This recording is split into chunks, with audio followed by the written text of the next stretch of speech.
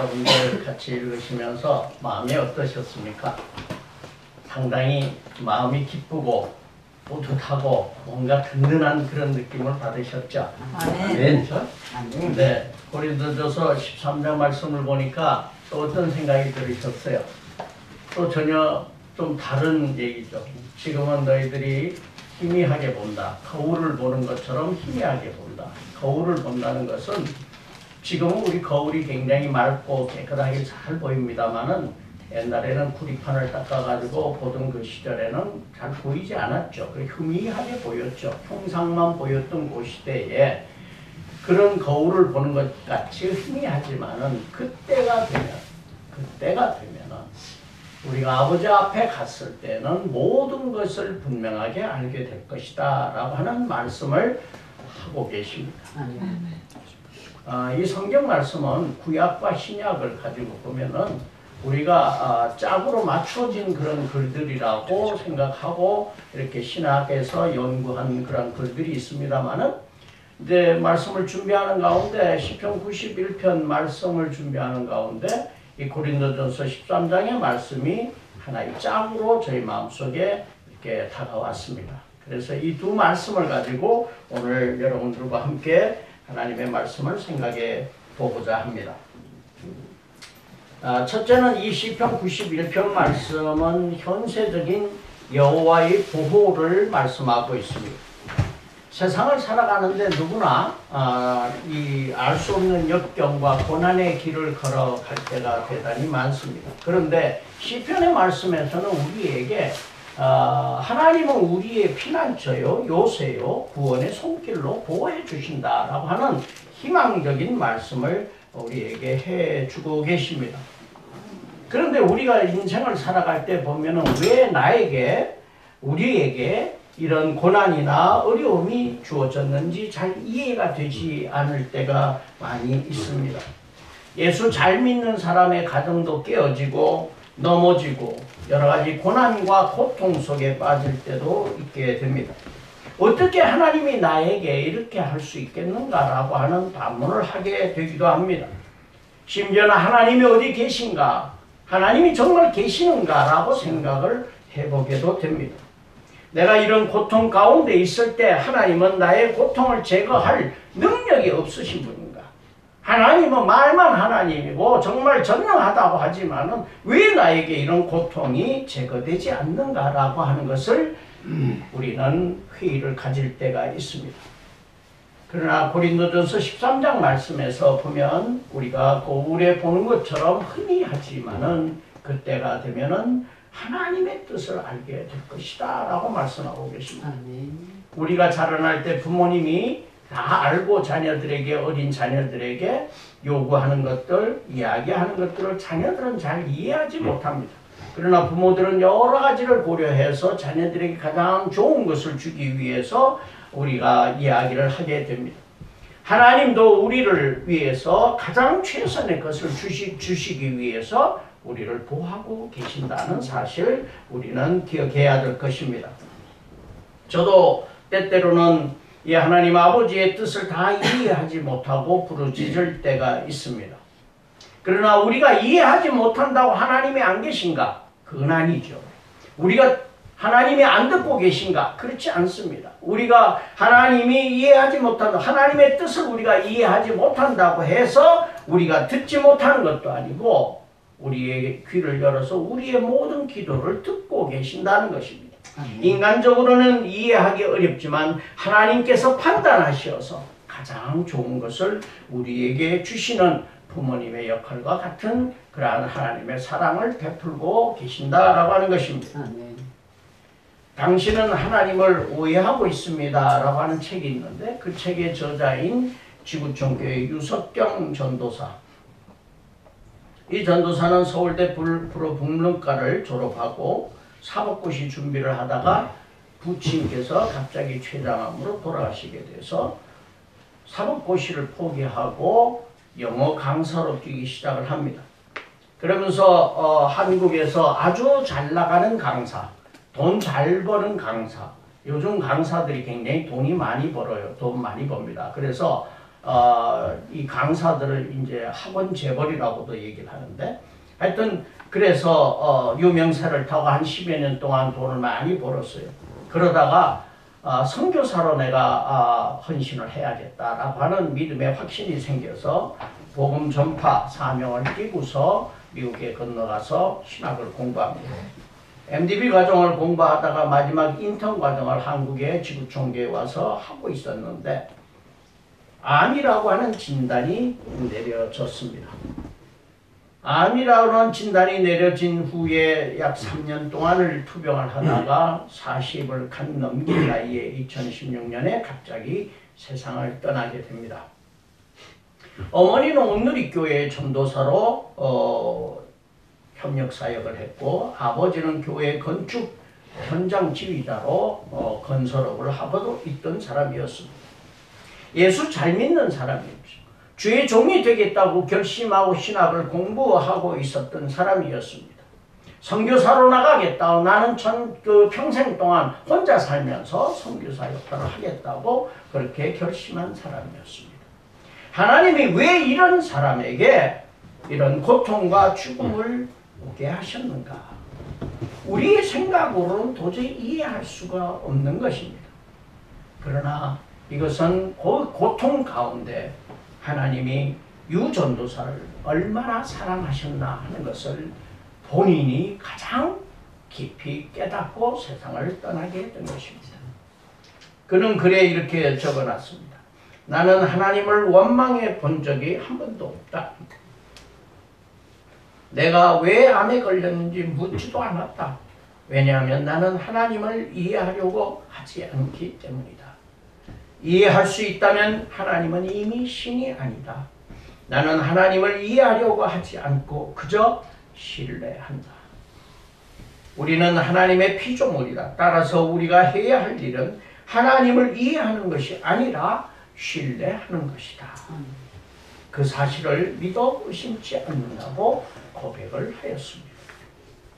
많은 신앙인들이 하나님을 신뢰한다 그러면서 정말 신뢰하고 살아가는가 할 때 우리는 회의를 갖게 됩니다.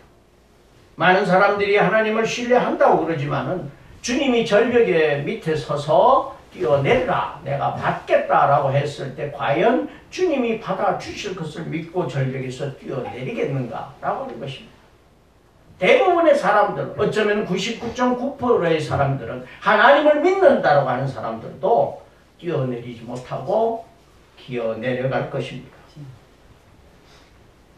이 유전도사도 역시 자기는 신앙이 깊은 신앙을 가졌다라고 하지만은 2% 정도 자기가 부족했다라고 그렇게 고백을 하고 있습니다. 그런데 이런 고백을 합니다. 의사에게 암입니다라는 말을 들으니 그 순간 절벽에서 손을 탁 놓는 나를 발견했다. 내가 이 손을 놓았네? 놓으려 10년 동안 기도해도 안 된 일이었는데 곧바로 이루어졌다. 절벽에서 손을 놓으니 그렇게 자유로울 수가 없었다. 그 절벽에서 하늘을 나르는 비상을 경험했다. 그래서 나는 암이 나에게 정말 축복이라고 생각하고 감사한다 라고 하는 글 속에 하나님을 얼마나 전적으로 신뢰하였는가 하는 것을 말하고 있습니다. 이런 위급한 상황 속에서도 유석경 전도사는 그동안 많은 신앙인들이 실망하지 않고 하나님을 신뢰하며 절벽에서 일어서서 담대히 나가는 삶을 살 수 있었던 것은 하나님의 품에 안기는 참 자유함을 체득할 수 있었기 때문이라고 고백합니다. 3년 동안 연장된 하나님이 연장해 주신 그 삶을 통해서 전국을 다니면서 복음을 전파하고 자기의 간증을 하면서 사람들에게 삶의 의미를 주었습니다. 다윗은 죽음을 앞둔 사울이 죽이려고 하는 이러한 위기 상황 속에서 시편 91편을 썼습니다. 그는 반드시 내가 살아남아서 이제 내가 왕이 되어야 된다는 그런 생각보다는 하나님의 인도하심을 믿고 순종하면서 맡기고 살아가겠다. 죽음은 죽으리라고 하는 생각으로 이 시편 91편을 썼던 것입니다. 하나님의 사람들은 대부분 다 고난과 고통을 당하며 그들이 하나님의 사람으로 쓰임받는 것은 고난과 고통 가운데 흔들리지 아니하고 하나님 아버지를 신뢰하고 있었기 때문에 그들은 하나님의 사용을 받았던 것입니다. 요셉이 고난과 고통 가운데서 하나님 아버지를 바라보며 죄의 유혹에 흔들리지 않고 그래서 애굽의 총리가 되었으며 하나님이 사용하시어서 이스라엘 백성을 기근에서 건져내신 것입니다. 다윗이 사울을 통한 고난을 받으면서 그는 하나님을 경외하고 찬양하며 신뢰하였기 때문에 하나님만 바라봤기 때문에 죽음의 그림자가 가까이 올수록 하나님을 더욱더 신뢰하고 믿음이 약하게 갖지 않기 위해서 그랬기 때문에 예수님의 족보 다윗의 자손으로 예수님의 족보에 기록이 될 수 있었던 것입니다. 욥이 세상에서 가장 의로운 사람임에도 상상을 초월하는 고난을 받은 것은 우리가 잘 압니다. 가정이 다 깨어져 버렸고 자녀를 다 잃어버렸고 재산을 다 잃어버렸고 깨어진 기왓장으로 온몸을 긁고 있어야 되는 고난을 당하고 있었습니다. 그러나 하나님을 신뢰하는 마음을 버리지 않았습니다. 욥기 23장 10절 말씀에 이렇게 고백합니다. 그러나 내가 가는 길은 그가 아시나니 그가 나를 단련한 후에는 내가 순금같이 되어 나오리라고 하는 고백을 하였습니다. 믿음을 보임으로 하나님이 복을 몇 배나 더하셔서 그 전에 살았던 것보다 훨씬 물질적인 축복과 자녀의 축복과 140세를 살면서 4대를 보고 살았습니다. 하나님은 이스라엘 백성이 우상을 섬길 때 수차례의 경고를 받으십니다. 돌아오지 않았기 때문에 그들에게 징벌을 내리셨던 것입니다. 우리도 우리가 인생을 살아갈 때 경고음이 들릴 때가 있습니다. 하나님이 우리에게 여러 가지 방법으로 여러 사람들을 통해서 경고음을 주십니다. 하나님이 돌아오라고 회심하라고 경고음을 주실 때 우리는 그 목소리를 들어야 합니다. 그렇게 고난은 하나님이 주시는 징벌일 수도 있지만은 욥의 경우처럼 징벌이 아니라 다른 뜻이 있으신 경우도 많이 보게 됩니다. 모든 고난이 다 징벌인 것이 아닙니다. 많은 사람들에게 하나님이 도구로 사용하시기 위해서 하나님의 뜻하신 바 계획에 의해 가지고 우리에게 고난이 주어질 수도 있다라고 하는 것입니다. 하나님은 욥에 대해서 이렇게 말씀하십니다. 욥은 징벌을 받을 만한 일을 전혀 한 일이 없는 사람이다 라고 말씀하고 계시면서 그에게 그렇게 심한 고통을 주셨던 것입니다. 예수님은 신약에서 보면 태어날 때부터 소경된 자를 제자들이 만났을 때 제자들이 묻습니다. 저게 누구의 잘못입니까? 부모님의 잘못입니까? 아니면은 소경 잘못입니까? 라고 물어봅니다. 그러나 예수님은 말씀하십니다. 누구의 잘못도 아니다. 그것은 하나님께 영광을 돌리기 위해서 그가 소경이 되었다 라고 말씀하셨는데 그 요한복음 말씀 가운데 그 소경은 과연 눈을 뜨고 하나님께 영광 돌리는 일을 하게 됩니다. 바리새인과 대제사장들과 많은 사람들에게 예수 그리스도를 전파하는 귀한 사명을 감당하게 되는 것입니다. 누가복음 13장 1절에서 5절 말씀에 그 시대에 두 가지 사건이 있었습니다. 망대를 건설하던 사람들이 망대가 무너져가지고 18명이 죽은 사건, 그리고 정부의 명령에 의해서 성전에서 예배를 드리던 사람이 죽은 사건을 놓고 예수님은 말씀하십니다. 그 죽은 사람들이 다른 사람들보다 더 죄가 많았기 때문에 죽은 것은 아니라고 분명하게 말씀하고 있습니다. 그러면서 무엇 때문에 죽었다라고 하는 말씀은 그 말씀 가운데 없습니다.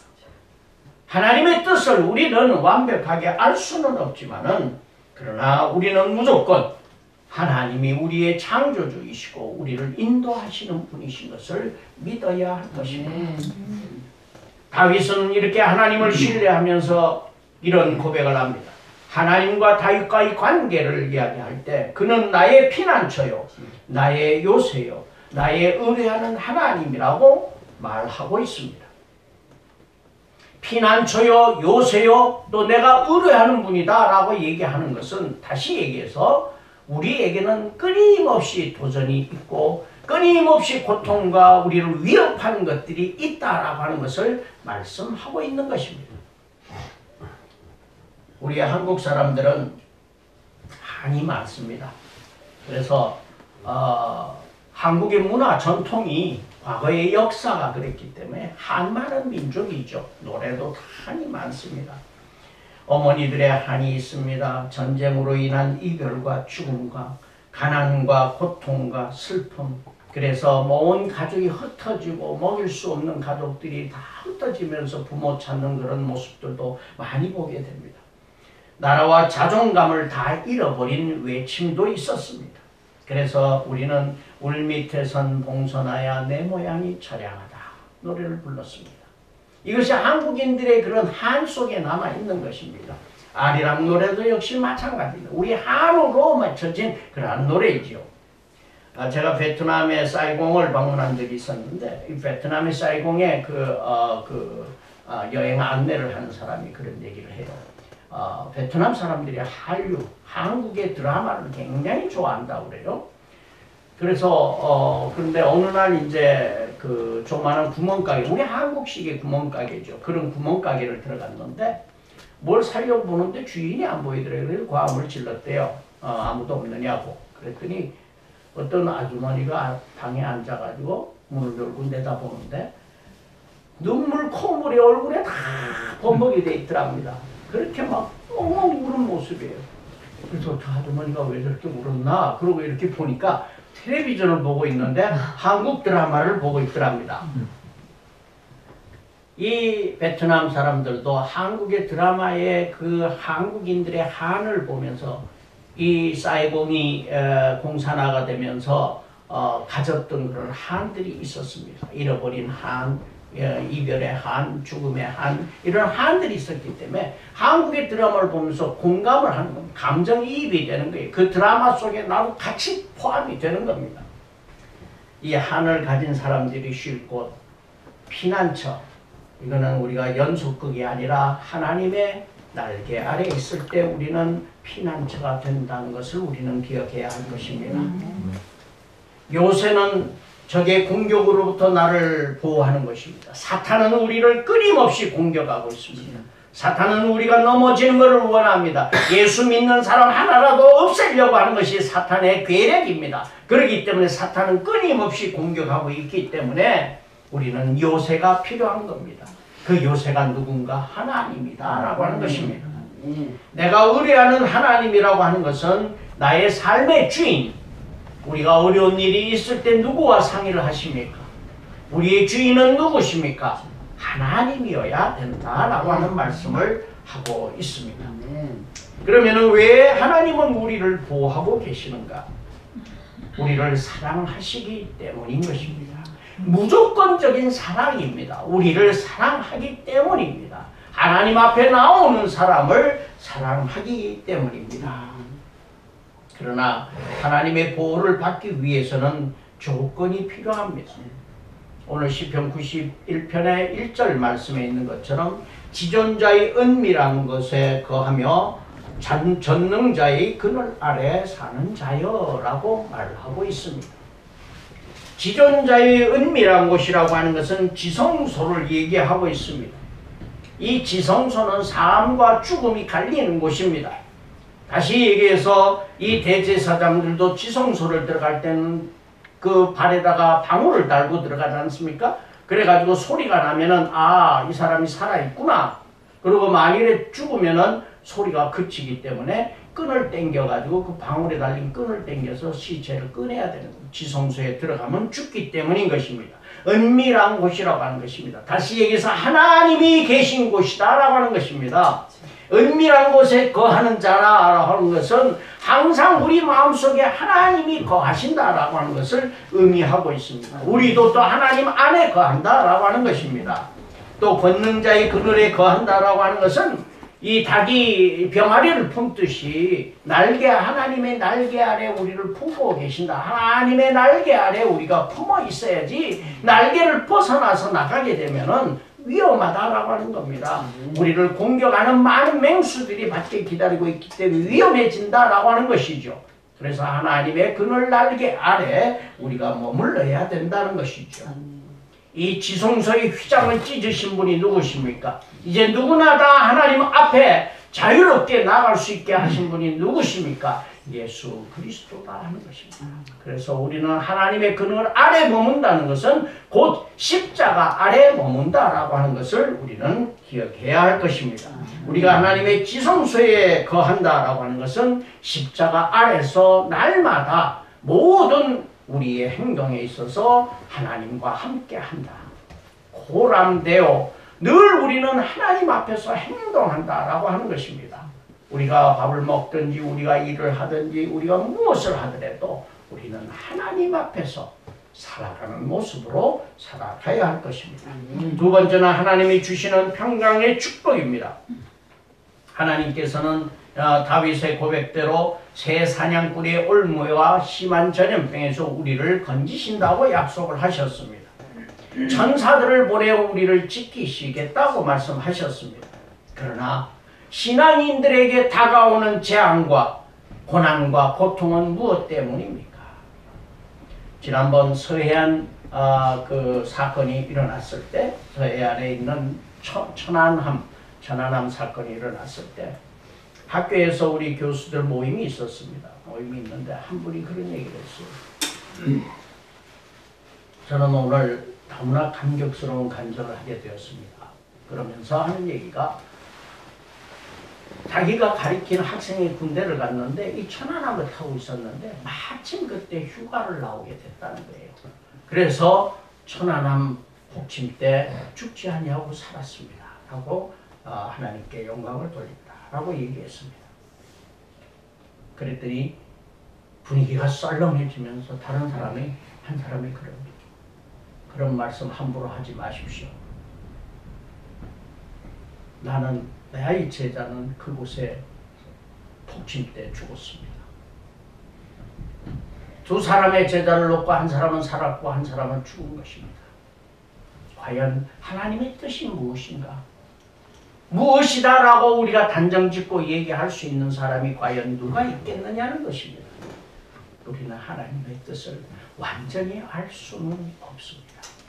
그러나 그렇더라도 우리는 신뢰하여야 한다라고 하는 것입니다. 때때로 우리가 보면은 세상에 악인들이 더 잘 살고 악인들이 더 흥왕하는 것을 보게 됩니다. 형통한 것을 보게 됩니다. 그럴 때 우리가 마음이 아픕니다. 무겁습니다. 그러나 아파할 필요는 없습니다. 하나님이 다 그들의 행위대로 보응해 주신다라고 하는 것을 우리는 믿기 때문입니다. 세 번째는 종말론적인 평강의 보증입니다.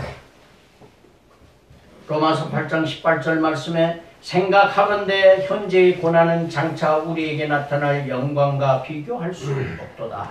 우리가 당하는 지금의 현세의 고통이라고 하는 것은, 어려움이라고 하는 것은 우리가 나중에 하나님 앞에 갔을 때 우리가 받는 그 영광과 비교했을 때 정말 아무것도 아니다라고 하는 것입니다. 고난과 아픔은 미래의 영원한 하나님의 기업으로 보상해 주신다라고 하는 것입니다. 이 고난에 참여한다는 것은 우리의 특권입니다. 우리 하나님을 믿는 사람들의 특권은 고난에 참여한다라고 하는 것입니다. 내가 고난 가운데 있음으로써 주님을 더 사랑하고 주님을 더 바라보는 은혜를 입게 되었다라고 하는 것입니다. 유전도사의 간증처럼 우리가 고난 가운데 있을 때 하나님을 더 찾게 됩니다. 하나님을 더 의지하게 됩니다. 하나님은 그 사랑을 원하고 계십니다. 믿음을 통해서 하나님은 우리를 그게 원하시는 바 모양으로 만들어 가신다라고 하는 것입니다. 그리스도인이 된다고 모든 고난에서 다 우리는 해방될 수는 없는 것입니다. 또한 하늘나라의 소망이 우리의 세상의 모든 고난과 역경, 고통으로부터 해방시켜 주지는 않습니다. 소망으로 가는 길은 반드시 죽음과 고난이라고 하는 길을 통해서 가야만 하기 때문인 것입니다. 고난이 우리에게 다가왔을 때 하나님이 멀리 계시지 않는다라고 하는 것을 우리는 깨달으시기 바랍니다. 여러분들이 병중에 있을 때 하나님이 내 옆에 계신다는 사실을 깨달으시기 바랍니다. 하나님이 멀리 계신 게 아닙니다. 그럴 때 하나님이 왜 안 계시는가, 왜 나를 도와주지 않는가라고 생각하지 마시고 우리는 하나님이 그 가운데 바로 내 옆에 계시는구나, 나와 함께 아파하고 계시는구나 라고 우리는 생각해야 될 것입니다. 실패하였습니까? 여러분들 좌절하였습니까? 하나님이 나와 함께 그 고통 속에 계신다는 사실을 우리는 기억해야 됩니다. 바울은 자기의 육체의 가시를 두고 이런 얘기를 합니다. 너무 자만하지 않게 하시려고 내 육체의 가시 곧 사탄의 사자를 주셨다라고 말씀하면서 이런 나의 연약한 것들에 대하여 자랑하리니 이는 그리스도의 능력이 내게 머물게 하려 함이라. 고난을 통해서, 아픔을 통해서 자만하지 않도록 하시고 그리스도의 능력을 나타내시고자 함을 고백하고 있는 것입니다. 그러므로 우리는 현 세계에서의 고난과 고통이 있다고 하더라도 기쁨으로 받아들이고 미래의 하늘나라를 바라보며 하나님께 감사하는 마음으로 살아야 할 것입니다. 우리는 인간적으로 볼 때는 말도 안 되는 소리입니다. 어떻게 나에게 이런 고통이 있는데 그걸 감사하고 기뻐하라고 말하느냐고 반문할지 모릅니다. 그러나 하나님은 분명히 우리에게 그렇게 말씀하고 계십니다.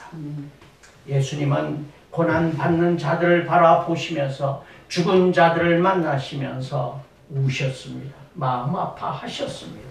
그런 주님의 마음을 우리도 함께 가져야 할 것이고 그러한 사랑의 마음을 우리도 함께 나누어 가야 될 것입니다. 이 일을 위해서는 우리는 무엇을 해야 할 것인가? 교회가 이 일을 감당해야 된다라고 하는 것입니다. 이 교회는 하나님이 주시는 피난처요, 요새요, 또 하나님을 의뢰하는 곳이 되도록 해야겠고 교회는 그리스도의 몸이기 때문에 그리스도의 사랑, 그리스도의 아픔, 그리스도의 그 마음을 전달해 주는 곳이 되어야 된다라고 하는 것입니다. 그러므로 교회를 통하여 사랑이 전해져야 되고 고통받는 사람들에게 귀에 기독교 신앙과 복음이란 것이 아름다운 복음으로 들릴 때 우리는 사랑을 보여주어야 할 것입니다. 그들이 사랑을 느낄 수 없을 때가 되면 너무나 늦어집니다. 그들이 사랑을 느낄 수 있을 때 우리는 사랑을, 그리스도의 사랑을 듬뿍 주시기를 바랍니다. 교회는 세력을 키우고 싸움하고 갈라지고 목사들이 자기 욕심 채우려 하고 장로 집사들이 패거리 싸움하고 헤게모니 싸움하고 서로 머리 되려고 하고 남에게 상처 주는 말과 행실, 교만과 잘난 척하는 곳이 아니라 하나님의 사랑을 보여주는 곳이 되어야 된다라고 하는 것입니다. 마지막으로 우리의 생각대로 하나님이 다 보응해 주지 않는다고 하더라도 우리는 감사하여야 할 것입니다. 다니엘의 친구 세 사람이 이 바벨론의 느부갓네살 왕에게 포로가 되어 붙잡혀 갔을 때 이 어린 아이들이 이 느부갓네살 왕의 명령을 어깁니다. 왕이 그 무상을 만들어 놓고 낙성식을 하고 절을 하도록 하는데 이 어긴 자들은 다 불에 태워 죽일 거라고 말했는데도 불구하고 이 세 사람은 이 다니엘의 친구 사드락과 메삭과 아벳느고는 절하지 않습니다. 그러면서 고백을 합니다. 다니엘서 3장 17절에서 18절 말씀에 왕이여 우리가 섬기는 하나님이 계신다면 우리를 맹렬히 타는 풀무불 가운데서 능히 건져내시겠고 왕의 손에서도 건져내시리라. 그리하지 아니하실지라도 왕이여 우리가 왕의 신들을 섬기지 아니하고 왕이 세우신 금신상에게 절하지도 아니할 줄 아옵소서. 그들은 그리 아니하실지라도의 믿음을 가진 것입니다. 우리의 기대, 우리의 생각, 우리의 바람대로 되지 않는다고 할지라도 하나님은 여전히 우리를 사랑하시고 하나님은 여전히 우리와 함께 계신다는 사실 우리는 믿으시기 바랍니다. 그 고난 가운데 있다고 할지라도 우리가 피할 수 없는 고난 가운데 있다고 할지라도 우리는 주님을 사랑하고 하나님을 섬기는 마음으로 우리는 하나님을 신뢰하면서 살아가야 할 것입니다. 아멘. 우리는 전능자의 은밀한 곳과 그늘 아래 머물 때, 즉 하나님만 바라보는 삶을 살아갈 때 하나님이 우리의 피난처고 우리의 요새고 의뢰하는 나의 구주로서 우리를 보호하시고 우리의 삶을 인도하여 주실 줄 믿습니다. 찬송 가운데 광야를 지나며라고 하는 이 복음 성가가 있습니다. 그 가사를 아주 은혜롭기 때문에 한번 제가 읽어보겠습니다. 왜 나를 깊은 어둠 속에 홀로 두시는지, 어두운 밤은 왜 그리 길었는지, 나를 고독하게 주님만 내 친구 되시는 광야, 주님 손 놓고는 단 하루도 살 수 없는 곳 광야, 광야에 우리는 서 있네. 주께서 나를 사용하시며 나를 더 정결케 하시며 나를 택하여 보내신 그곳 광야, 성령이 내 영을 다시 태어나게 하시는 곳 광야, 광야에 서 있네.